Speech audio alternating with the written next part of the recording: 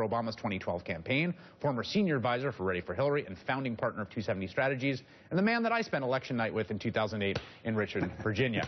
All right, Mitch, let's start. We'll start. Show the Mitt Romney map again, right? This is the 2012 map of what happened in 2012. Now, the toss-up states. Let's go through what we think the toss-up states are. Yeah. So in 2012, we basically had 10 battleground states. Starting west to going east, you had Nevada, Colorado, Iowa, Wisconsin, and then at that point, Michigan was considered a relatively safe state. We went to Ohio, Pennsylvania, New Hampshire, Virginia, North Carolina, and then Florida. Okay, so that's and you think that in this race, Trump-Clinton, you're basically looking at the same turf more or less, or do you think Michigan becomes a battleground state?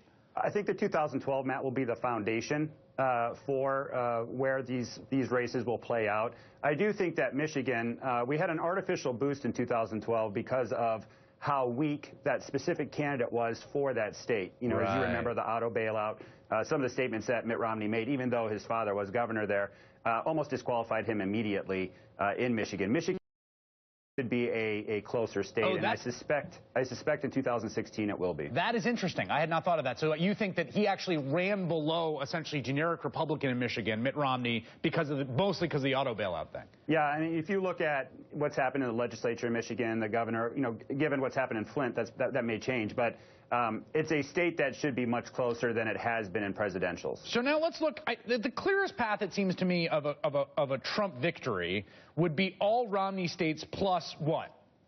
Well, you can look at Pennsylvania, and Pennsylvania for Democrats is basically Florida for Republicans. Right. 20 electoral votes is extremely important, and it's like a table setter. So before you win Ohio, before you win Virginia, before you win all these other states, you have to make sure that you take care of business in Pennsylvania.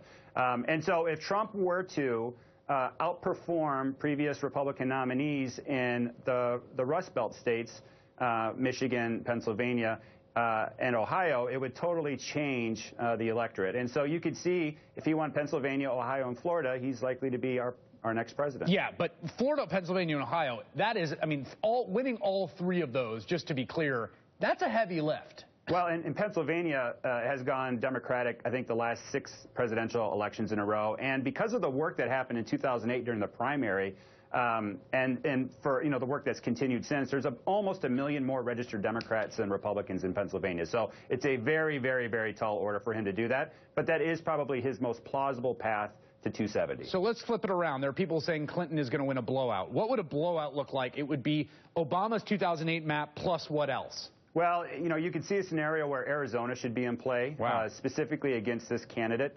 And you could have a twofer there if you're a Democrat. Not only can you flip it in a presidential, you could also knock out John McCain.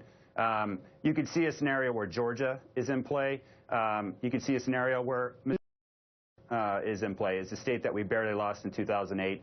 And so you could see those 3 states, maybe, maybe 1 or 2 other outliers. But to me, that's sort of the expansion map. That's like the best case scenario for Democrats. And Arizona is going to be really interesting to watch because of this candidate, because of the immigration politics, because of the demographic accelerant from, say, 2008 to 2016, and because John McCain's in cycle.